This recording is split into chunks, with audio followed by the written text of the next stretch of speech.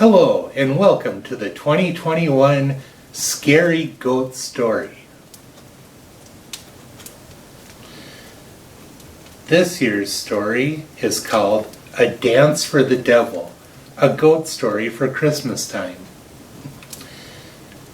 Judy was excited for the big winter dance at her school. It was all that she could think of in the days leading up to it. When the big day finally arrived, she could hardly contain her excitement.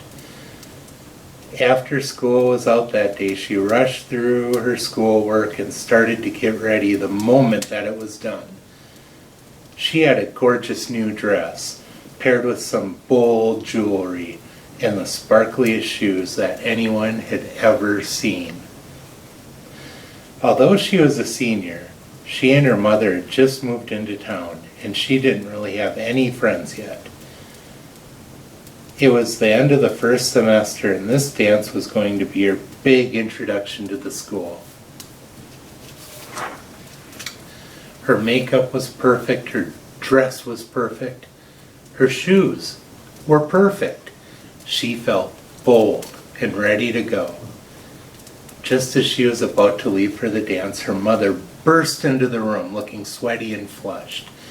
"You are not going to that dance," her mother shrieked. "Why not?" asked Judy. "I was just up at the church with Pastor Olson, and he told me that the school dance is for the devil. They're calling it a winter dance, and they won't even have a single sign up saying Merry Christmas." Judy was crushed. Everything was looking so perfect, but now she was going to miss the dance. "Don't give me that attitude, young lady. Pastor Olson is the one who helped us move to this town in the first place, and you haven't even met him yet. I told him that you would go to meet him tonight. He was very eager to meet you, Judy, and insisted that you arrive there precisely at 8. While you're there, I want you to pray for the souls of everyone who's at that devil's dance." Judy knew that she didn't have a choice. Or did she? She sadly got into her car, backed out of the driveway, and then decided that she was going to that dance. Pastor Olson and his devil be damned. As Judy pulled up to the dance, she felt anxious. She had never rebelled against a pastor before, and certainly never against her own mother. What will she do when she's confronted the next day? What will her punishment be? It took all of her willpower to get out of the car, but as she approached the door, her anxiety turned into exhilaration. Judy was going to have fun tonight. Pastor Olson and his devil be damned. She walked into the door and was hardly noticed. Everyone there had already broken into their own little cliques and groups. She tried to approach a couple of less intimidating looking groups, but was mostly ignored. Her attempts at striking up the conversation were met with single-word responses and brush-offs. She couldn't help thinking that she would have had better luck if only her mother hadn't kept her so late. Or maybe she should have just gotten to meet with Pastor Olson, like her mother had asked her to. Judy was on the verge of giving up when she noticed someone nudge her arm. She turned to see the most handsome goat standing before her. He had beautiful black and white hair, lovely horns, and the most brilliant beard hanging off of his chin. He bleated softly in a way that could only have meant, "Dance with me, Judy." Pastor Olson, his devil be damned, Judy thought. "I'm going to have fun tonight." The couple made their way to the dance floor. Judy was uneasy at first because she was usually a bit awkward and clumsy at dances. but tonight she was on fire.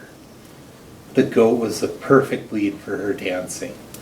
The two of them danced with grace and style. Before long, they became the center of attention, the crowd cheering them on. Judy danced and danced, but when she tried to stop, she couldn't. It felt like she was being controlled. Oh my God, she thought, this goat is too good at dancing, and I can't stop. Maybe this dance is for the devil. If I can't stop dancing, I'm going to dance straight to hell. Just then, Pastor Olson burst into the room and started yelling, Judy, Judy, where are you? Your mom promised you'd be at my parsonage by 8, and we're never late.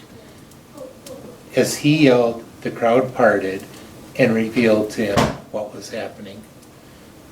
No, he yelled as he started to run towards the couple. It was then that a circle of flames suddenly burst up around Judy. Pastor Olson tried to go through it, but the flame was way too intense. He paused and paced around the circle, trying to find a way through. He didn't notice that, as he was pacing, the goat ended up directly behind him. The goat lowered his head and charged, striking the pastor, knocking him directly into the flame. The pastor ignited instantly. He frantically tried to snuff out the flames, but they only grew more and more intense. He let out one last blood-curdling scream as he collapsed dead on the floor. The flames extinguished themselves after the pastor was dead. Everyone at the dance just stood in stunned silence until the police and firefighters arrived on the scene.